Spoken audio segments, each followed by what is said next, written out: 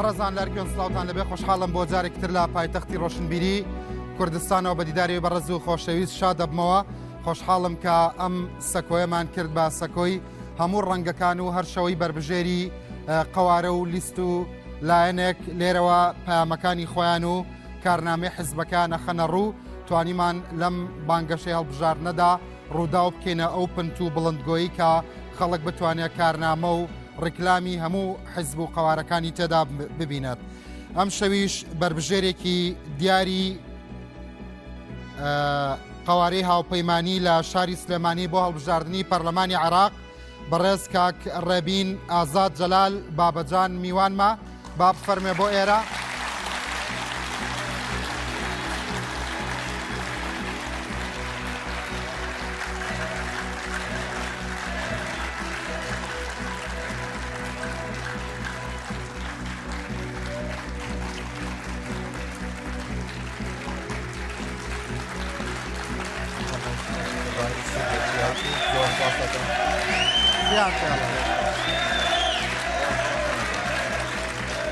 بفرمووی بێتە بەر ڕووناکیەکە و چیشیان پێڵێت؟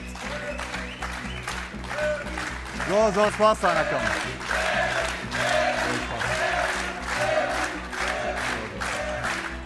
دەرفەتی بەن ڕەنگە پەیامێکی کورتیە بێ بۆتان؟ تەمان زۆر چاوم ڕوومبوو بەبینینتان زۆر سپاسان دەکەم. من سەرەتا کە هاتمە ناوکایی سیاسیەوە ماوەیەکی زۆر نییە هاتووم. بەڕاستی هەندێک دوو دڵیم هەبوو، هەندێک لە ڕاوچێم هەبوو، هەندێک گومانم هەبوو لە تواناکانم. بەڵام لە ڕاستیە ئەو خۆشەویستیەی ئێوە، ئەو خۆشەویستیی خەڵکانی دەرەوە،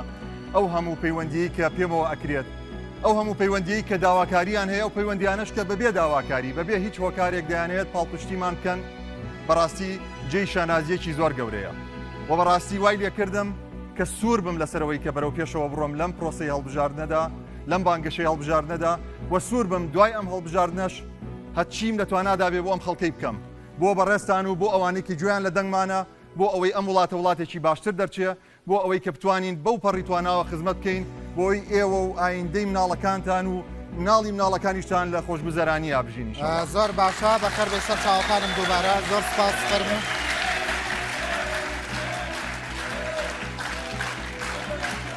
ئێوەش گەنجانی خۆشەویستی هاوپەیمانی بۆ دیموکراسی و دادپەروەری لە شاری سلێمانی بەخێر بن سەر چاوەکانم. سپاس بینەرانی بەڕێز بە زیاتر ڕێبین ئازاد جەلال بابەجان بربژێری قەواری هاوپەیمانی لە شاری سلێمانی بۆ هەڵبژاردننی پەرلەمانی عێراق بناسین. فەرموون ڕوودا و سیڤەکەی ئامادە کردووە بۆیەوە. بفەرموون. ڕێبین ئازاد جەلال لە دایکبووی ساڵی 1970 سلێمانیە لەسەر لیستی هاوپەیمانی بۆ دیموکراسی و دادپەروەری لە شاری سلێمانی بۆ پەرلەمانی عێراق کاندیدا. ڕێبین ماستەری لە کارگێڕی کار و بەکالۆرۆسیشی لە زانستی کیمیادا هەیە. وەک خۆی دەڵێ زمانەکانی کوردی، عەرەبی، ئینگلیزی دەزانێت و وەرگێڕی مۆڵەت پێدراوی هەرسێ زمانیشە. ئەو کاندیدەی هاوپەیمانی دەڵێ ئەزمموی زیاتر لە 10 ساڵ شارەزایی لە بەڕێوەبردن و دروستکردنی تیمدا هەیە. ڕێبین ئازاد دەڵێ ئەوان خوێندنەوەی جیاوازیان بۆ دۆخەکە کردووە،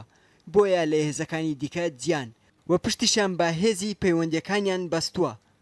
کەگەر هەموو کوردیشێ گرتوو بێت و تەنانەت لەگەڵ هەندێک کورتلیتری شایەک بگرێت مەبدەئی زۆری نەوکەمینە ناگاتە نەتیجە. ئێمە پشتمان بەستووە بە بڕی ئەو کورسی کە هەمانە بۆ بەهێزکردن و بۆ دروستکردنی تەحالوفات، بەڵام لە ڕاستیە پشتێکی زۆر گەورەمان بەستووە بەو هێزەی هەمانە لە ڕووی پەیوەندیەوە، لە ڕووی علاقات لەگەڵ هێزە نێودەوڵەتیەکانیشە، نەکرد تەنها لە ناو عێراقدا، چونکە ئێمە دەزانین کە کاریگەری نێودەوڵەتی هەیە لەسەر پرۆسی بڕیاردان لە عێراقدا، لەسەر پەرلەمانی عێراق و لایەنەکانی وەکو ئەمریکا و وەکو وڵاتانی دراوسێ، ئەمانە هەمویان فاکتەری گرنگن. ڕێبین ئازاد لە ماوەی ساڵەکانی 1999 تاوەکو 2011 لە کۆمپانیای ئاسیاسێل و ڕێکخراوی خۆراک و کشتتوکاڵ فاو ماوەیەکی کەمیش لە دەستگای پەخشی بەریتانی BBC نیوز و دەستگای ڕاگەیاندنی ئەمریکی ABC نیوز کاری کردووە. لە بەشی ڕاگەیاندنی فڕۆکەخانەی سلێمانی و ڕێکخراوی نێودەوڵەتی بۆکۆت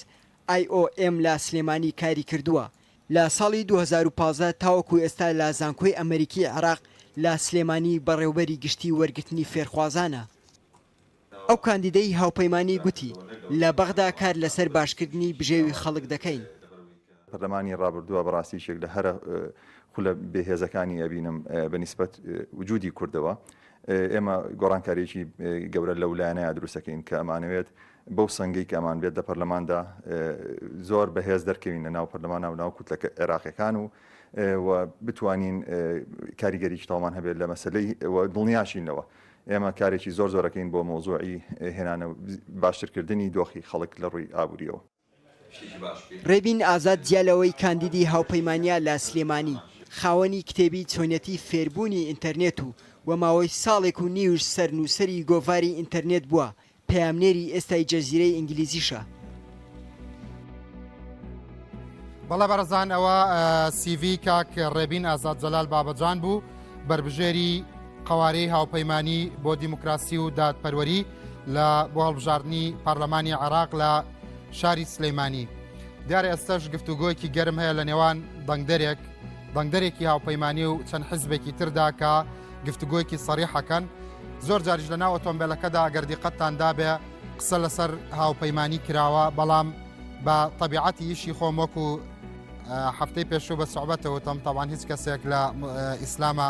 دیفاع لە شەیتان ناکا بەڵام هیچ کەسێکی شەیتان نییە لە لای من بەردەوام من دیوەڕەحمانیەکەی خەڵکە بینم تەنانەت لە سیاسەتیشا بەڵام تەنانەت لە بەرنامەکانما ئەگەر شەیتانیش لەوێ نەبێت ڕەخنەی لێ بگیرە ئەگەر خۆی حەقی دیفاعی نەبێ من هەوڵم داوە دیفاعی لێ بکەم بەڵام بەڕاستی ئەم شەو ئەمەوێ هەندێک لەو شتانە بە سەراحەت لەگەڵ کاک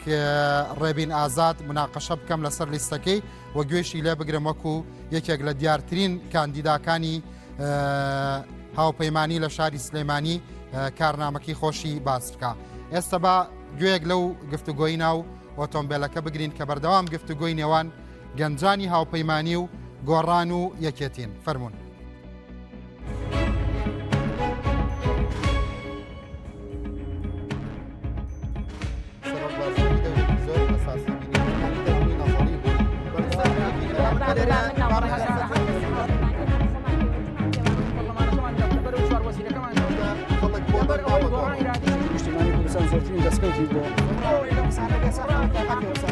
گرنگترین ڕستەی تۆ چییە بۆ ئەو خەڵکی کە ئێوە دەنگۆ بزوتنەوەی گۆڕان بات فەرمەوە کامێرا. قسەی من ئەوەیە کە هاوڵاتیان پێویستە ئەم جارە متمانەی خۆیان بنەوە بە گۆڕان لەبەر ئەوەی هیچ هێزێنیە کە تا ئێستا بتوانێت گۆڕان تێپەڕێنێ و ئەو بەرنامەکە هەیەی گۆڕان بەرنامەیەکی شاملە ئەتوانێت خزمەتی هەموو چنی تۆش یەک ڕستە بڵێ بە دەنگدەران یەکێتی نیشتیمانی کوردستان چیە فەرمووی؟ یەکێتی نیشتیمانی کوردستان هێزێکی سەنگین و کاریگەرە لە بەغدا ئەو حیزبێکە حسابی بۆ کرێ لە بەغدا کە دانوستانی لەگەڵەکرێ لە بەغدا یەکێتی نیشتیمانی کوردستان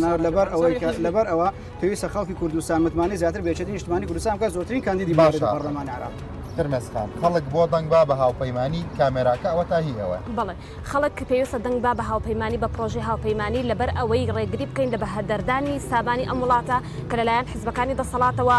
چەند ساڵە خەڵکیان برسی کردووە سامانی ئەم وڵاتە بەهەدەردراوە نەوتی ئەم وڵاتە هەرزان فرۆش کراوە پێویستە خەڵک ئیتر لەم معاناتە دەربچێکە ڕوبەڕووی ملت بۆتەوە. پاسانەکەم با گفتوگۆکەمان لەناو ئۆتۆمبیلەکە تەواو بکەین و هێدی بەرەو هۆڵەکەش بڕۆین باشە؟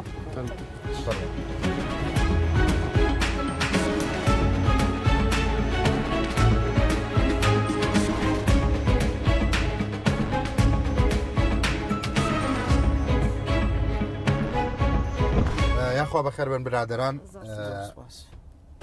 کاک هێمن فرمێسخان کاک کارمەندگیان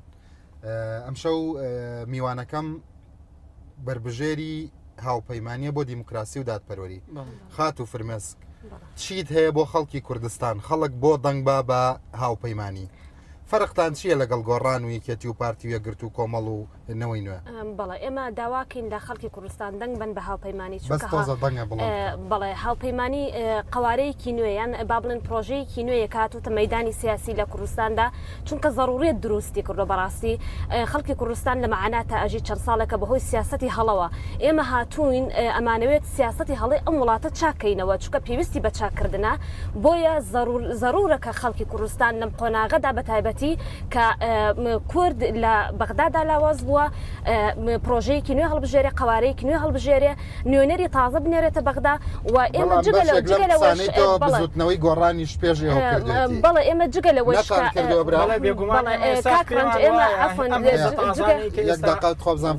ئێمە جگە لەوەش کە ئێمە وەکو قوارەیەکی نوێ هاتوونەتە مەدان سەرۆکی هاوپەیمانی دکتۆر بەرهەم پێشینەیەکی باشی لە حکومڕانیە هەیە کە خزمەتێکی باشی خەڵکی کردووە بەڕاستی زۆر باشە هەموو ناوچەکان بۆیە دەستخۆش بەڵام بەشێک لەم دروشمانە پێشووتر کاکەکار بزوتنەوەی گۆڕان بانگەشەی بۆ نەکردووە. بەڵێ ئێمە هەر لە سەرەتای دروستبوونەوە لە ساڵی 2009 کە وەکو هێزێکی سیاسی نوێ هاتینە سەر سەحی سیاسی هەرێمی کوردستان بێگومان ئەو قسانە و ئەو دروشمانەی ئێستا کۆن بوون ئەو دروشمانەی کە ئەوان ئێستا هەر دروشمە کۆنەکانی بزوتنەوەی گۆڕانە تەنها خێرانە سەر ئاگر و گەرمیان کردوەوە ئێستا یەنەوە بە ناوچەوانی خەڵکی کوردستانە ئێمە ئەو کاتێکە باسی حکومڕانی دروست و حکومی ڕەشیدمانە کرد کاتێ باسی گۆڕنی سیستەمی سیاسیمانە کرد ئێوە خۆتان لە ناو یەکێتیا و خۆتان دەسەڵاتدار و خۆتان سەرۆکی ئەنجومەنی وەزارەتان بەدەست بە پێچەوانەوە ئێمە دروشمی هیچ کەسێک تازە ناکەینەوە بەڵکو ئێمە لەسەر دروشمی خۆمان نەڕۆین لەسەر حکومڕانی لەسەر بنەمای ئەوەی کە خەڵکی بەڵێ بەتەکید ئێمە ڕۆژانە چەنەها خەڵک لەلایەنەکان لە گۆڕانیشەوە بە خۆم پەیوەندیان بە خۆمەوە کردووە کە وتوانە ئێمە لایەنگری بەهێزەکە هەمان دروشمەکانی پێشووترکە ئەم کەسە متمانەی خۆیەوە بە گۆڕان بەڵێ ئێمە دەنگدەرانی بۆ لەبەرەوەی بێزار بوون لە قسەکردن هەموو بەڵێ پارتی دەنگەدا یەکێتی دەنگەدا گۆڕان دەنگەدا تەنانەت حزب ئەسلامیەکانیش خەڵک لە مەرحلەیەکی زۆر ناخۆشدایە بێزار بوو لەو هەموو بەڵێن و قسەکردن و قسەی جۆرادات ئەگەر ئێوە ئەوەندە خزمەتکاری خەڵکێن مەسەلەن بۆ لە ناو یەکێتیانەتان کرد خەڵک چ مەجبورە مەسەلەن سەرۆکی هاوپەیمانی دکتۆر بەرهەمی لە ناو یەکێتی شار بۆ خزمەتی کاگڕنج هەموو ئەم قسانی کە ئێستا کرا من بۆوەردی جۆم بگرت ئەم هەم هاوپەیمانی هەم بزوتنەوەی گۆڕان هەردووشان لە هەناوی یەکێتی نیشتیمانی کوردستان جیابوونەتەوە ئەو سەروەریانەی کە خاتوون وەکو دەستکەوتی کاک دکتۆر بەرهەم باسی کە یەکێتی نیشتیمانی کوردستان هەموو انتخاباتێک پرۆگرام و بەرنامەیەشی هەیە لەم شێوەیە خاتە بەردەم خەڵکی کوردستان بۆ ئەوەی لەو ڕێگەی و خەڵکی کوردستان دەنگی پێبا هەموو ئەو کارانی کە بەڕێز دکتۆر بەرهەم لەماوەی سەرۆکی حکوومەتی کردوێتی لە هەرێمی کوردستان لەم بەرنامەی یەکێتی نیشتیمانی کوردستان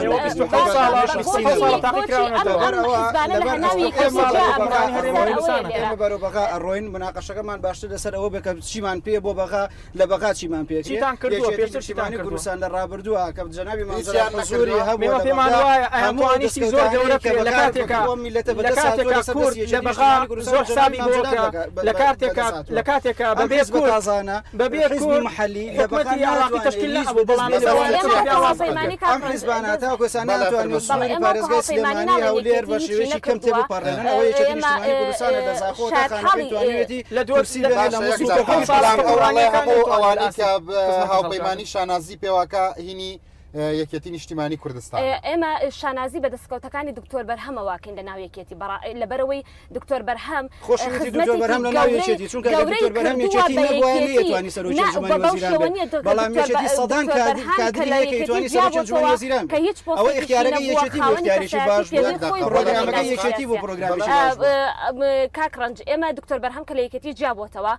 بۆچی پرسیارەوەی بۆچی دکتۆر بەرهەم لە یەکێتی جیابووە لەبەرەوەی خۆمی شخصیەکەمی هەبوو بۆ یەکێتی نەیتوانی ببێتە شخصیەکەم بۆ یەکێتی خەونی سەرۆکی کۆماری عراقی هەبوو نەیتوانی ببێتە سەرۆک کۆماری عراق لەبەر ئەوە هەرچی کاگڕست تەرکیبی هاوپەیمانی سیرکە یەکێک لەوانەی کە لە هاوپەیمانی دروست کردووە خۆی هەڵبژاردبووە میداری یەکگرتو دەرنەچوە دکتۆر بەرهەم بەربژێرەکەی ئەوانە لە ماوەی ڕابردوودا چەنەها وەفدی یەکێتی بە مەمنونیەوە چوونەتە ماڵی دکتۆر بەرهەم چوونەتە لای دکتۆر بەرهەم بەس بۆ ئەوی بگەڕێتەوە ناو یەکێتی بەڵام دکتۆر بەرهەم دژی ئەو حکومڕانیە ئەو سەرکردایەتیە کە ئێستا لە یەکێتی پێڕەوی باقی ئەو وەفدی کە چۆتەوێ بۆ دکتۆر بەرهەم بگەڕێتەوە دوجار یەکێتیش کەسی لێش زیانیە هەوڵێوەیە کەمتری کەسی لێجیاب ئەمان ڕاستە سەرکردەی خۆیانەکە باشە بەس کاک بەرهەم ئێوە بۆ جیابوونەوە کە کاک بەرهەم توانیوەتی ئەم هەموو شتە بکات لە ناو یەکێتیا بە قەولی خۆتەڵێ مەسەلەن ئەمە دلیلی ئەوە نییە کە فعلا کەواتەیەکێتی حیزبەکە دەستی کەسی نەگرتووە ئەوە نییە ئەو شتانی شانازی پێوەکەن هەمووی مثلەن سەردەمێک کردوێتی کە نوێنەریەکێتی بۆ لە بەڵێ بەڵام کاکڕنج ئێمە ئەبێ بزانین ئێمە ئاراستەی سیاسیەکێتی ئێستا گۆڕاوە ئەوکو ڕابردوونیە دکتۆر بەرهەم لە هەتاوەکو ئەو کاتەمام جەلال خۆشی بە ڕەحمەت بێما بوو سیاسەتێکی باشیان پێڕە و کردووە خزمەتی ئێمە ناڵێن یەکێتی هیچی نەکردو بۆم خەڵک باش ئەو شتانەی کە کراوە مەسەڵەن خەڵکی تریژەیە لە ناو یەکێتیە مەسەڵەن شتی کردووە بەس یەک پرسیار لە خۆتانەکەم مەسەڵەن بەس بە ویژدانەوە ئەگەر مەسەڵەن بێتە سەر باسی ئەوەی کە شت کراوەی سسمار بکرێ بۆ یەکێکی وەکو هێرۆخان یەکێکی وەکو هێرۆخان لە نەوەدەکانەوە لە مناڵ پارێزا خزمەتی خەڵکەکە ڕۆژە لە ڕۆژان بینێتانە بۆ بانگەشە بەکاری بێنە تو دینە خۆت شایەتی بۆ نایی چۆن شایەتی بۆ یا شایەتی بۆ نایی شایەتی بۆ ئەم کاک سەرۆرەکانی یەشێتی کاگران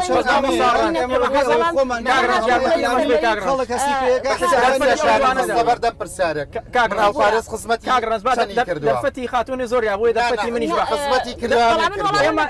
دەستخۆشی لە هەر کەسێکە ئەگەر لە سوارچێەوەی کردوێتی یانە لە سوارچێ مؤسسەیەکە خزمەت بەڵام خزمەتی کرۆ بەڵام جیاوازیش کراوە خزمەتی هەموو مناڵی فەقیرۆژار بە یەکسانی نەکراوە ئەوانەی کە یەکێتی لەوێ ئیشتانەکە من ماوەیەک شانازی پێوەکەم بەڵام جیاوازیش هەیە باس لەوە بکەین کە ئەوەی کراوە لە ئاستی خەڵکی کوردستانە نەبووە ئێمە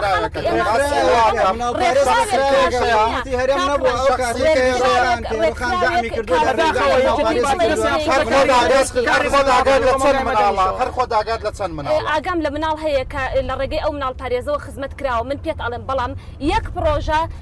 لە باوەی 27 ساڵی حکومڕانیە ناتوانین بکەین بە پێوەەر بڵێن پێناسی ئەوەی پێ بەبەستمەوەیە ئەبێ هەر شخصێک لەناو حیزبەکە ئیشی کردی تر ئەوە هەڵ بگرێتەوە و مەسەلەن بیکا بەهی خۆی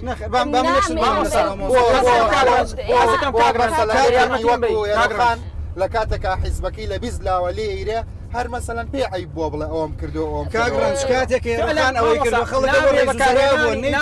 نابێ بەکارهێنانی مناڵێکی بەنسبەت نا مەسەلەکە ئاوالێکمە دەرەوە ئەسڵەن من ئاگام لە وردەکاری ئەسڵەن ڕۆژگارێ خۆم داوام کردووانە بکرێ بە کتێب بۆ مێژوو بۆی کە خەڵک چاوی لە بکاتەوە لە ڕێکخراوەکانە مەسەلەن بۆچی پێتان قوبوڵ ناکرێ حیزبی تر دروست ببێ کە تەجاوەزی ئێوە بکە کاتێکە ئەو ئەڵێ ئێمە ضرورەت دروستی کردوین ئێمە پشتگیری لە هەموو حیزبێکن لەبەرەوە یەکێک لە پایەکانی دیموکراسیت کە بزوتنەوەی گۆڕان شەڕی بووەکە ئەوەیە فرە حیزبیە ئێوە حیزبی تازە دروست بوونەوەی نوێیە دژین ئەوان دژاتی ئێماکەن ئێمە قبولمانە هەچ هیزێکی تازە بێتەکە بتوانێت ئێمە بتوانێت کۆدەنگیەک دروست بکەین دژیەکەتی پارتی دژی ئەم حکومڕانی هەرێمی کوردستان بەڵام هیچ هێزێکی تازە کاتی دەرفەتی زۆر پێدرا هیچ هێزێکی تازە بنەوەی نوێژەکەبەرەمیشە نەیتوانێت بزوتنەوەی گۆڕان تێپەڕێن لەبەرەوەی وەکو باسم کرد تەنها دروشمەکانی گۆڕان ئێستا گەرمیان کردەوە یان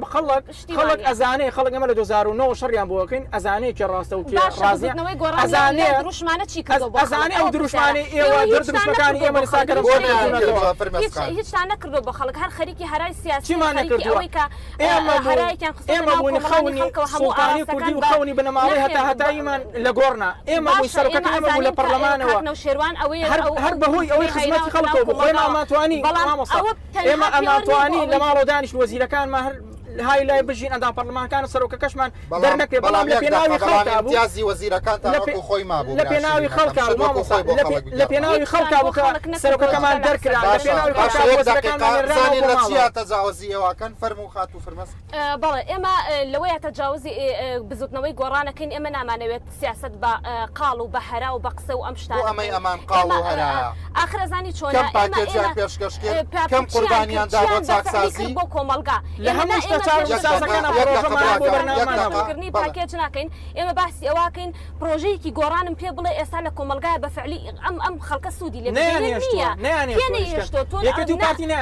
ئێوەش بەتەما بنیان گۆڕان تێپەڕێن یەک دقە مەجالیبان بەڵێ فرمەسخان ئێمە وەکو هاپەیمانی خۆمان لە دروشممانە هەیە کە ئێمە دش بە هیچ کەسێ دروست نەبوون دش بە هیچ لایەنێکی سیاسی دروست نەبوون و ئێمە لە ناوچە ناکۆکانیش لەگەڵ گۆڕانە ڕێکەوتنمان کردەوە بەڵام مەسەلەی تێپەڕاندنی گۆڕان بۆ کاکەکار بۆ ئێوە بەردەوام کاکارمان وەکو قوربانی پیشانیان باشە ڕێکەوتن نامەی پیرمامتان نەبەردەسەر محاوەلەکان سەر گۆڕان یا پارتیارە پرسیارە لەگەڵ یەکێتیان ڕێکەوتنامەی دەباشانتان نەبردە سەر هەر یەکێتی پارتی و نێ باشەقەی ناکە ئەمە هەر هەمووی بۆ مەسەلەن هەر هەمووی خەتای حیزبەکانی ترا ئەی ئێوە بۆ لە هونەری دانووسانە خۆتان قاڵتر ناکەن ئەی بۆ ئێوەن مەسەلەن استحقاقەکانی خۆتان بۆ گۆڕان خوازان و خەڵکی سلێمانی وەرناگرن ئێمە ئەو بەرنامە سیاسی کە هەمانە ئەو بەرنامە سیاسی کە هەمانەیەکێتی و پارتی پێیان قبول ناکە پێیان وایە ئەگەر ئێمە بەرنامە سیاسێکی خۆمان بێنە سەر ئەبێ بە گۆڕستانێک و ئەبێ بە قەبرێک بۆ یەکێتی و پارتی بەرنامە سیاسی ئەمانەکە باسێکە یەکێتی اتفاقی لەگەڵ کردوون یەکێتی بە قەناعەت و اتفاقی لەگەڵ کردوون بەڵام ئەمان خۆیان ستایلیشیان هەیە لە ئیشکردن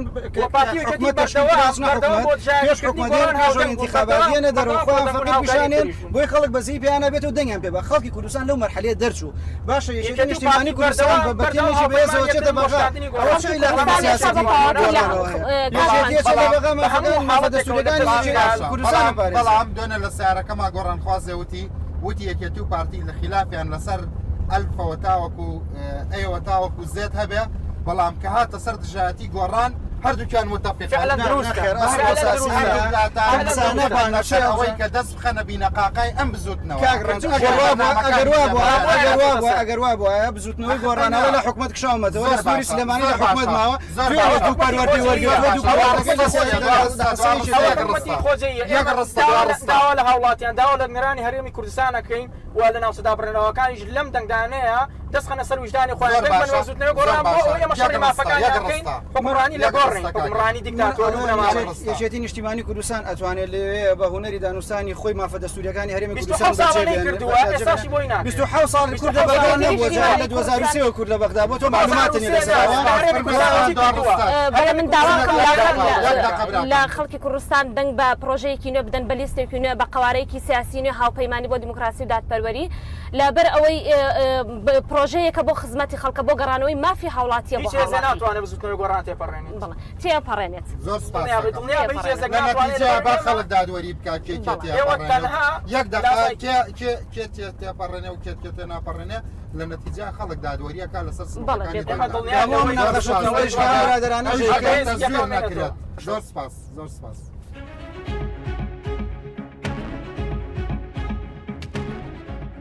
جارێکی تر سڵاوتان لەبێ منیش هەوڵەیەم لە درێژەی پرسیارەکانما بەشێک لەو گفتوگۆ گەرمە لەگەڵ ڕێبین ئازاد جەلال بابەجان بەربژێری قوارەی هاوپەیمانی لە سلێمانی بۆ هەڵبژاردننی پەرلەمانی عێراق تاوتۆ بکەم بەخێر بەی دووبارە زۆر سپاس دەکەم. سەبارەت بە دەستوری عێراق و ئەوەی کە هەمووتان ئەڵێنە چین شەڕی دەستورەکەن دوو پرسیاری دەستوری لە جەنابی شدەکەم وەکو هەموو بەربژێرەکانی تر. پرسیاری یەکەم بەپێی خاڵی شەشەم لە مادەی 61 دەستوری عێراق پەرلەمانی عێراق چۆن نەتوانێت سەرۆکۆمار لا بدات؟ شتێکی باشێکە ڕقەمەکە و پێوتم بەس مادەکانی ئەزانم ئەگەر بێت و سەرۆکۆمار لەلایەن دادگای دەستوری باڵاوە ئەم تۆمەتانی لەسەر ساغ بێتەوە خیانەتکردن یاخود شکاندنی سوێندی یاسایی یاخود پابەندەبوون بە دەستورەوە ئەو کاتە ئەگەر ئیسپات بوو بەسەریان لایەن دادگای دەستوری باڵاوە بە ئەغلەبیەی مطلقی پەرلەمان ئەتوانێت لا ببرێ. وەڵامەکەت زۆر تەواوە.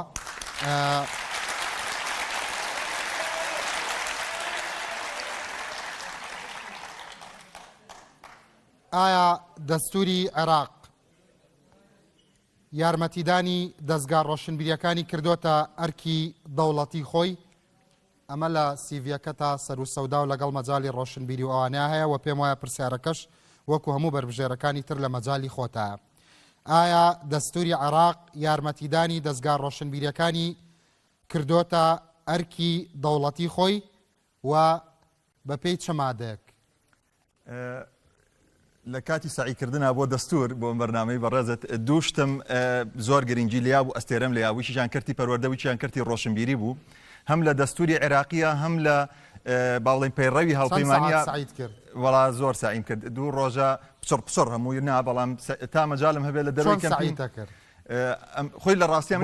کاندیداکان من لە ڕاستیاییشێک لەو کەسانم کە لە 2005 کە دەستوری عێراقی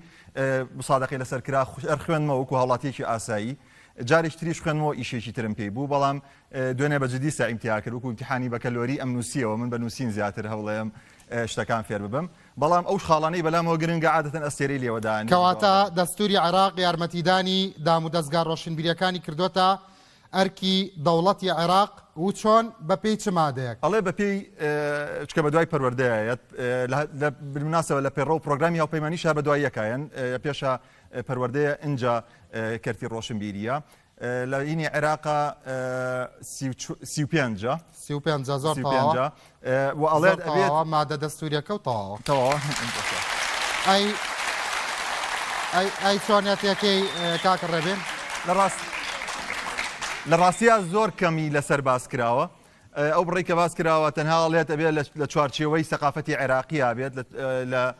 باڵێن احترامی سەقافی عێراقی ڕابردوو بگرێت و شارستانی عێراقی ڕابردوو زۆر تەواوە هەردوو وەڵامەکەت بەڕێز ڕێبین ئازاد جەلال دیارە فعلەن وەکو خۆتەڵی دەستە خۆش بێ زۆر هەزمت کردووە دەستەکانت خۆش بێ بینەرانی بەڕێز هەردوو پرسیارەی دەستوری من لەسەر دەستور بۆ هەموو بەربژێرەکان بە هەمان شێوە یەک پرسیارەکەم بەڵام ئەوەی کە لە ناو گفتوگۆی ئۆتۆمبیلەکەدا بووت ئەمەوێت لەگەڵ تۆ بە سەراحەت مناقەشەی بکەم چونکە وەکو وتم زۆر جارکە یەکێتیەکی لێ نەبێ مەسەڵەن قسەیان لەسەر بکەن ئەمەوێ ببن با یەکێتی پارتیەکی لێ نەبێ پارتی گۆڕانێکی لێ نەبێ ینی ئەوە بۆیە ئەمەوێ ئێستا لەگەڵ خۆت بە سەراحەتتر مناقەشەی بکەم خۆتە زانی ئەمە هەڵبژاردننی پەرلەمانی عێراقا بەڵام ئێوە لە بانگەشەکەتاندا هەر باسی کەم و کورتەکانی حکوومەتی کوردستان و کارەکانی بەرەم ساڵەحەکەن وەک دەستکەوتی گەورە لە هەرێمی کوردستاندا و هیچ باسی عێراق ناکەن ئەگەر وا بڕوە ئایا بۆ پەرلەمانی کوردستان چی باسەکەن ئایا ئەمە بۆ ئایا ئەمە نوعێ لە ناحەقیشی تێدا نییە بەرامبەر بە حیزبەکانی تر بەڵام پاش ناوبڕەکە وەڵامم بیتەوە سپاست دەکەم بینەرانی بەڕێز ئەگەڕێمەوە خزمەتی ئێوە و گوێگرتن لە ڕێبین ئازاد جەلال بابەجان بربژێری دیاری قوارەی هاوپەیمانی لە شاری سلێمانی بۆ هەڵبژاردننی پەرلەمانی عێراق سپاس ئەگەر لەگەڵمان بن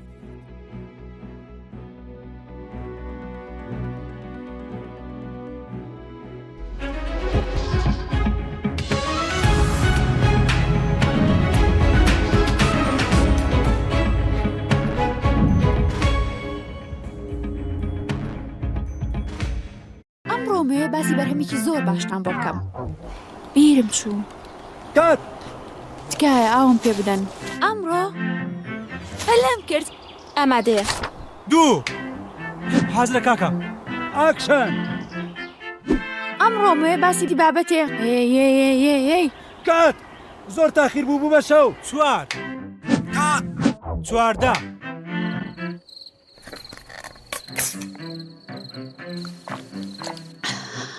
واو دێلاڤیێ تامی چەند خۆشە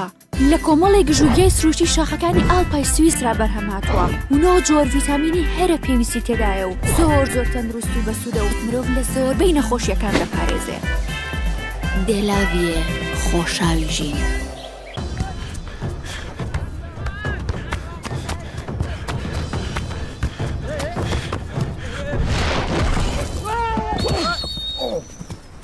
باشی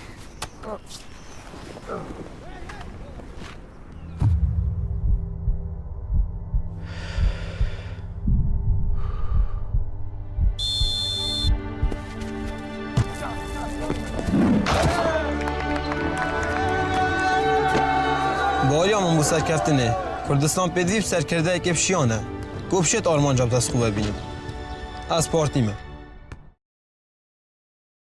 ئیتر قسە ناچێت دەگیرفانەوە ئەم وڵاتە پێویستی بە کردارە من ئیتر بڕوان بە قسە نەماوە کردار شەرتە کردار شەرتە کردار شەرتە کردار شەرتە من ئیتر بڕوان بە قسە نەماوە کوردستان پێویستی بە کردارە دایم وتومە کردار شەرتە ئەوان تەنها قسەیان کرد ئێمە بە کردار سەلماندمان بۆ ژیان و ئاوەدانی دەنگ دەدەین بە هاوپەیمانی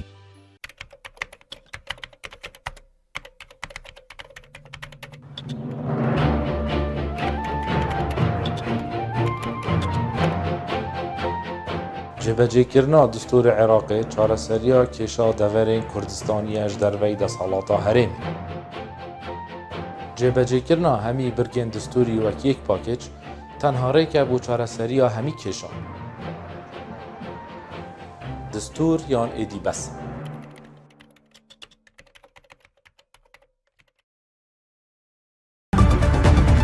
دەنگ بدە بە لیستی ژمارە 170 حیزبی سۆسیالیست دیموکراتی کوردستان.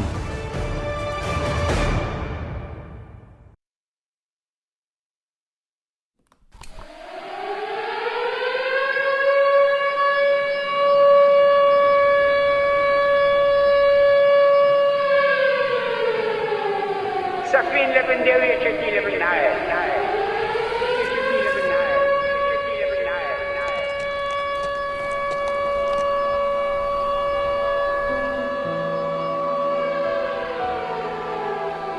لە قوڵایی خاکەوە لە لووتکەی چیاکانەوە دەنگێکی ئاشنا دێ دەنگی نوێبوونەوە دەنگی سەوزبوونەوە دەنگێک کە پێمان ئەڵێ هەستن ئەوەی خێتیەکەتانە بە پیریەوە بچن ئەوە دەنگی ڕێبازەکەی مامە ئاخر مام لەبیر ئەکرێ وەفادار بن ئەوە دەنگی داهاتووتانە ئەوە دەنگی هیوا و خەونە بەدی نەهاتوەکانتانە گوێی لێ بگرن ئەوە دەنگی نیشتیمانێکی بریندارە ئەوە هاواری شەهیدەکانە بڵێ شەهیدەکانمان لێیا چێ یەکێتیەکەتان ڕۆژگارێکی دژوار دەژی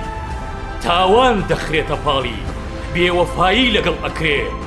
زوڵمی لێ ئەکرێ زوڵم بەڵام لەسەر بەردیش بێ ئەڕوێتەوە سەوزتر ئەبێتەوە وەک ئەسپێکە چەندیش بگلێ هەڵدەستێتەوە بە گشت ڕەشەباکاندا ئەچێتەوە هەر وەکو شاخ بە پێوە وەستاوە شاختان دیوەکەوێ ئەو مەشخەڵی کە لە ڕۆژە تاریکەکانە داگیرسا هەردەمێنێ و هەردەمێنێ ڕۆژێکیش دێ هەموو ئەم کوردستانە ڕووناک بکاتەوە زۆر نزیکە ئەو ڕۆژە زۆر نزیک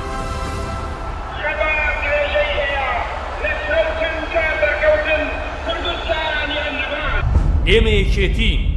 هەر خۆمان ڕابردووین و هەر خۆشمان هیوای داهاتووی ئەم هاوینە ئەم دەرفەتە لەگەڵ کۆکا کۆلا لەدەست مەدا هەلی گەشتێکی ناوازە بۆ جامی جیهانی فیفا لە رووسیا ببەرەوە تەنها کۆکا کۆلایەک بکرا سەیری ژێر قەپاقەکە بکە بزانە خەڵاتە گەورەکەت بردۆتەوە یان بوتڵێکی شوشەی کۆکا کۆلای فێنکەرەوە کۆکا کۆلا چێژ لە ساتەکە دوەرگرە دایەوە باوکمە زۆری بیرەکەم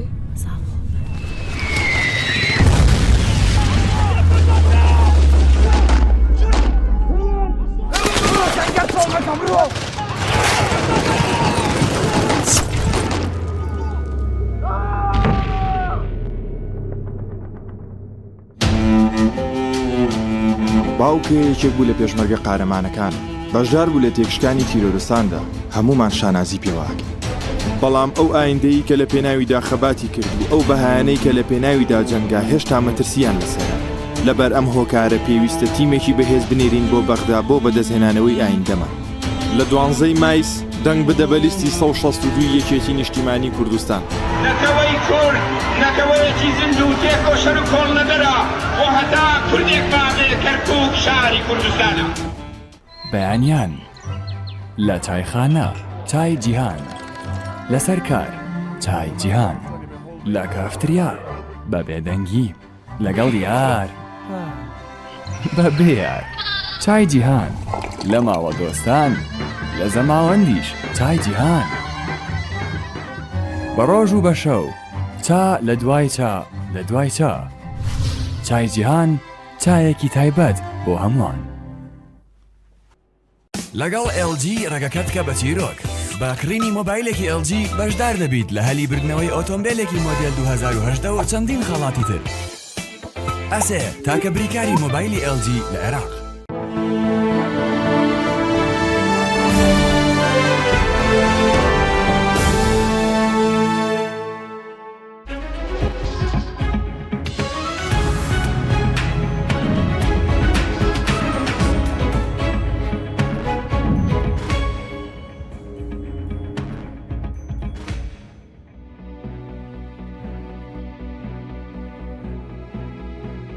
بەڵا بەڕزان لارکەن سڵاوتان لەبێ خۆشحاڵم بۆ جارێکی تر بە دیدارتان شاد دەبمەوە لەگەڵ ڕێبین ئازاد جەلال بابەجان مامۆستا ڕێبین مناقەشەکەم کە بربژێرێکی دیاری هاوپەیمانیە لە شاری سلێمانی و سێ ئۆم لەگەڵا کرد ئەمە هەڵبژاردننی پەرلەمانی عێراقا بەڵام ئەمان بەس بە تەنیا باسی کەم و کورتیەکانی حکوومەت یاریێمی کوردستان بەم ڕۆژگارەیەن بەگوێی خەڵکاو و هەرچیەک باشەش هەبوو بێ بە موکێش هەڵێگرنەوە هەموو خراپەکان هینی یەکێتی نیشتیمانی کوردستانە هی پارتی دیموکراتی کوردستانە بەڵام هەرچی چاکەیەک کراوە لە وڵاتەیە لە بە دروستکردنی بەلۆعەیەکەوە هەتاوەکو هەموو شتێ ئەمە هەر هەمووی هی کەس نییە هی سەرۆکەکەی ئەوان نەبێ باشە بۆ لە ڕاستیە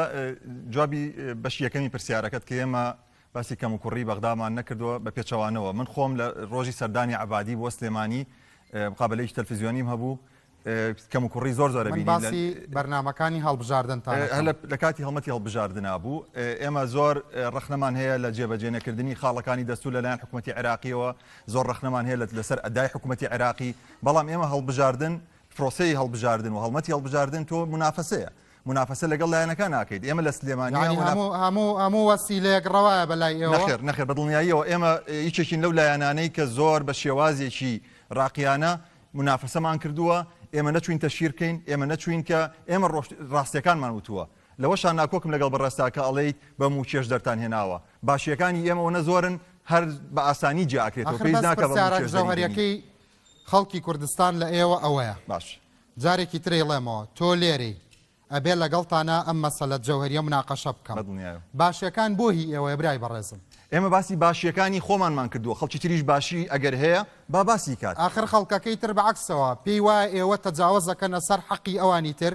ئێوە کارنامەی لیستی هاوپەیمانی کوردستانیتان هێناوە هەموویتان تاپۆ کردووە لەسەر یەک شەخص کە بەڕێز بەرەم ساڵح و سەرۆکی قەوارەکەی ئێوەیە نەخێوانیە ئێمە ئەو لیستەی ئەو کارنامەی کە هەمانە چەندین ڕایەژی لەسەر کراوە کۆبوونەوەی لەسەر کراوە ئەنجا گەیشتونێتە ئەو کارنامەیە لێکچوونیتیایە طبعا شتە باشەکان لێکە چن بۆ نمونە یەکێتی و پارتی پێیان وایە ئێوە کار و دەستکەوتەکانی ئەوان ئەکەنە دەستکەوتی کەسێک لە هەمان کاتدا زانیاری نادروست دەدەنە خەڵک بۆ نمونە سلفەی عەقار و خانوبەرە لە سەردەمی کابینەی پێنجەما کرا و لە سەردەمی کابینەی پێنجەمدا درا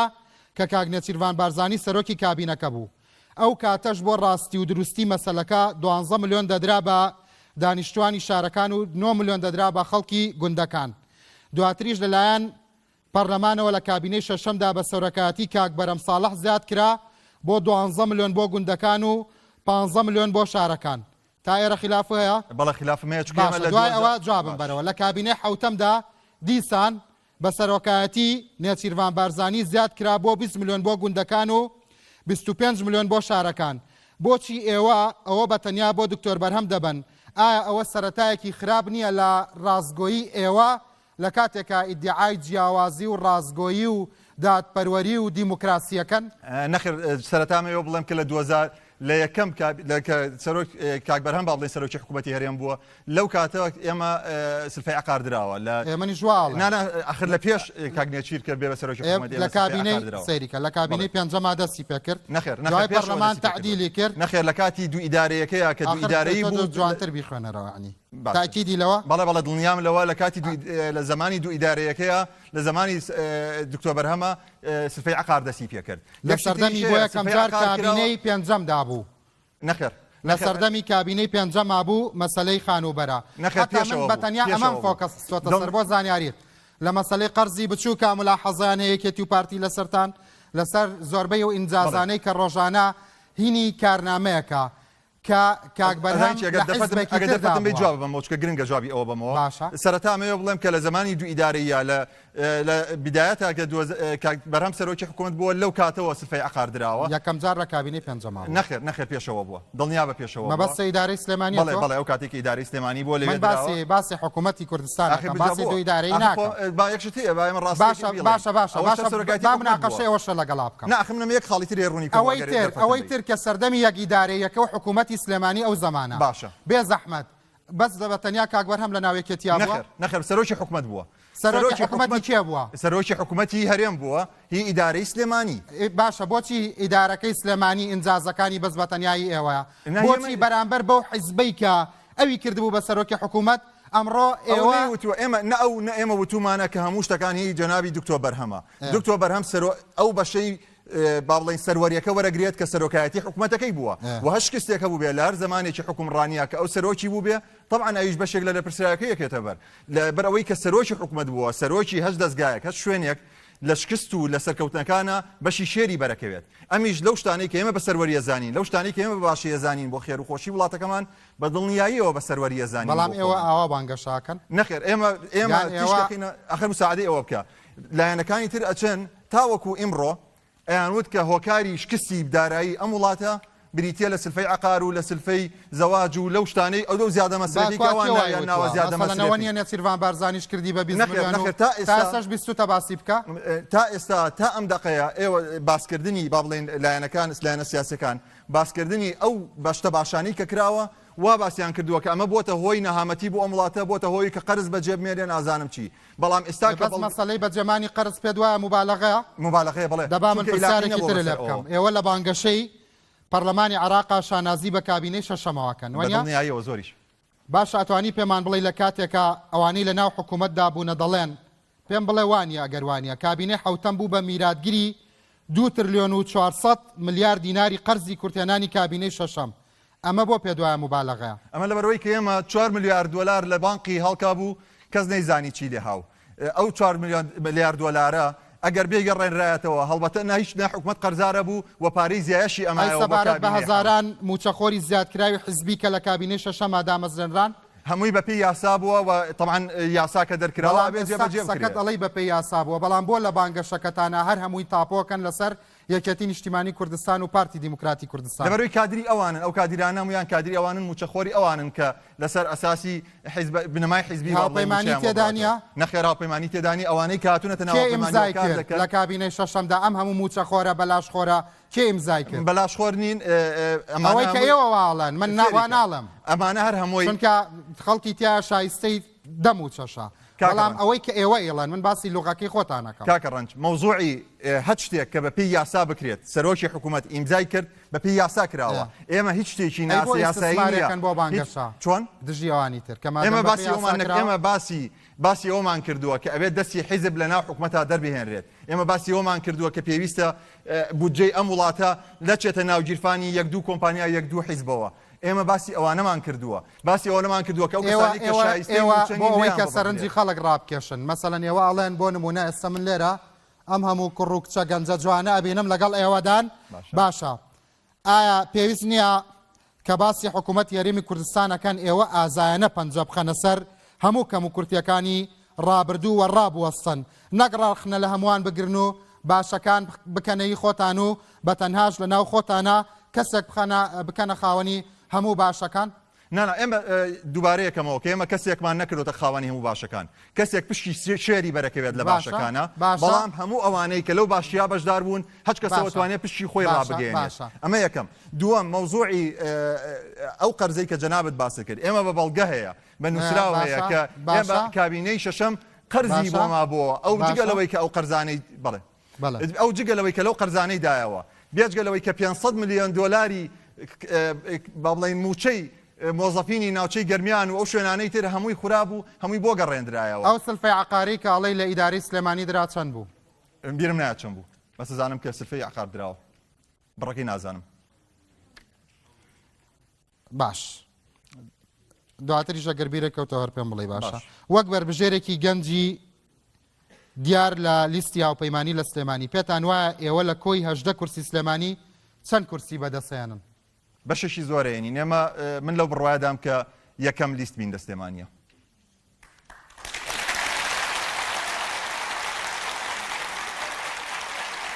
یعنی چەند کورسی هینی حزبەکانی تر حساب کە ئێمە پشتی شێرمان بۆ دانێلەوە ئەگەر لیستە براوە کوردیەکانی دیکە لەگەڵ بەغدا ڕێ نەکەوتن ئێوە ئامادەن بە تەنیا بەشداری حکوومەتی داهاتوی عێراق بکەن ئێمە لە ئێستاوە ناتوانین خوێندنەوە بۆ داهاتووی پەرلەمانی عێراق بکەین بڕی ئەو کورسیانی کە دەیێنین قەبارەی دەنگدەرانمان دیاریەکات خۆتان بۆ ئامادەن بەبێ تەحالوفی کوردی بڕۆن ناو پەیمانی بکەن لەگەڵ لیستە براوەکانی شیعە گومانم هەیە کە بکەوینە ئەو مووقیفەوە چونکە ئێمە لەگەڵ لایەنەکانی ترا ئەولەویەت بۆ ئێمە بریتە لە تەوافق لە ناو لایەنە کوردی باشخواز ئەوانەی کە یانەوێت باشە بکەن لە وڵات هەیە لەگەڵ ئەوانە ئیتیفاق بکەین اینجا لەگەڵ هەج لایەنێکە ئێمە بەرژەوەندی ئەم میلەتی تیابێت هەج لایەنێک کە دژی میلەتی ئێمە ئیشی نەکرد بێ و نەجیازیشی نەبێ لە داهاتوە ئیشکا ئێمە ئامادەین کە گفتوگوی لەگەڵا بکەین ئامادەین کە بەرژەوەندی ئەم وڵاتە بخەینە پێش هەموو شتێکی ترەوە ئەگەر توانیت ببی بە ئەندامی پەرلەمانی عێراق وەکو ڕێبین ئازاد جەلال یەکەمین کار کە ئەتەوێ بیکەی چییە بێت؟ یەکەمین کار بریتە لە یەکەمین کاری لیستەکە بریتە بێت لە گەڕانەوەی موچەی خەڵک گەڕانەوەی قوتی خەڵک لە ڕێی دروستکردنی ئەو تەحالفاتانی کە جەنابەت باسی کرد لە ڕووی کارکردن دەستوری عێراقی لە ڕووی دیاریکردنی ئەو داهاتانەی کە لەم وڵاتەیە هەیە و بتوانین موچەی ئەو خەڵکە و داهاتی ئەو خەڵکە کە کاری کردوتە سەر ئەوانەی کە موچەخۆریش نین ئەوە بگەڕێنینەوە بە حکومی سیڤە دەوڵەت باشە بەڵام وەکو ڕێبین من یەکەم شت کە ئەیکەم کۆمەڵێک گروپی ڕاوێژکاری لە گەنجان و لە غەیری گەنجان دروستەکەم بۆ ئەوەی کە پرۆژەی تایبەتی بە خۆم پێشکەشکەم بتوانم لە پەرلەمانی عێراقا هەندێک پرۆژە یاسا پێشکەشکەم کە خزمەتی خەڵکی پێ بکات بە حکومی سیڤە دەوڵەمەنەکەت و کە گەنجێکی مەحبوبی لە ناو شاری سلێمانی و بە تایبەتی لە ناو گەنجاندا پێ دوایە زیاتر خانمان دەنگ بە جەنابەت دەدەن یان پیاوان وەڵی من لە هەمویان دەنگی زۆرم بۆ ئینشەڵڵا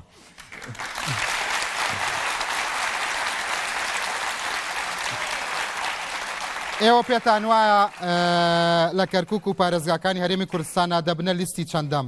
کە بە پێی ڕاپرسی پەیمانگەی کوردستان ئێوە دەبنە لیستی سێەم دوای پارتی وەکێتی نەخێر من لەو باوەڕەدانیم من لەو باوەڕەدام کە لەسەر ئاستی کوردستانیش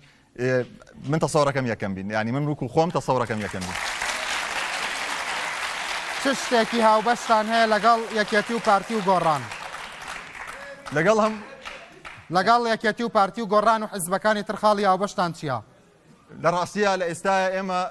تاوەکو نەچینە پەرلەمانی عێراق تاوەکو گفتوگۆ نەکەین نازانین کە خاڵ هاوبەشەکانمان چیە بێت گرنگەوەیە لە پەرلەمانی عێراق ئێمە خاڵ هاوبەشەکانمان چیە بێت کوردستانی خاڵی هاوبەش نییە خەڵکیش خاڵی هاوبەش نییە بەرژەوەندی باڵای میلەتیش خاڵی هاوبەش نییە ئەگەر هەبێت ئەگەر ئەوان نیەتی تەوانتیایەتی هەیە من بدایەتی قسەکانم وتم کە لەگەڵ هێزە چاکە خوازەکانە ئێمە تەحالفات دروستەکەین بەڵام تۆ ئەو ناوی 4-5 حیزب بەسەریەکەوە وت من نازانم ئایا لەگەڵ هەمویانە خاڵی هاوبەشمانە بێت یاننا بەڵام بە دڵنیاییەوە ئەگەر هەمومان خاڵی هاوبەشمان دەست بکەوێت لە یەک نقطەیە یەک بگرینەوە ئەوە کارێکی زۆر باشە چیەڵی بە خەڵکی سلێمانی چیەڵی بەو گەنجانە لە کۆتاییدا بە پێوە بیڵە لە پەرلەمانی عێراقی شەڵاو بینمەوە زۆر سپاس دەکەم چیەڵی جان لە نیو خولەکە چیەڵی نیو خولەک چیەڵی نیو خولەک خۆشەویستانم ئێوە دەنگ بۆ ئایندەتانەدەن ئێوە ئەتوانن ئەم وڵاتە بگۆڕن ئەتوانن ئایندەی خۆت و ماڵ و مناڵتان بە دەنگدانێک بگۆڕن لە هەندێک هەڵبژاردندا بە ژمارەیەکی کەم ئاراستەی وڵاتێک گۆڕاوە دڵنیام لەم هەڵبژاردنەدا ئێوە بە هەڵبژاردننی هاوپەیمانی ئەتوانن ئاراستی ئەم وڵاتە بگۆڕن زۆر سپاس بەخێر بن سەرچاو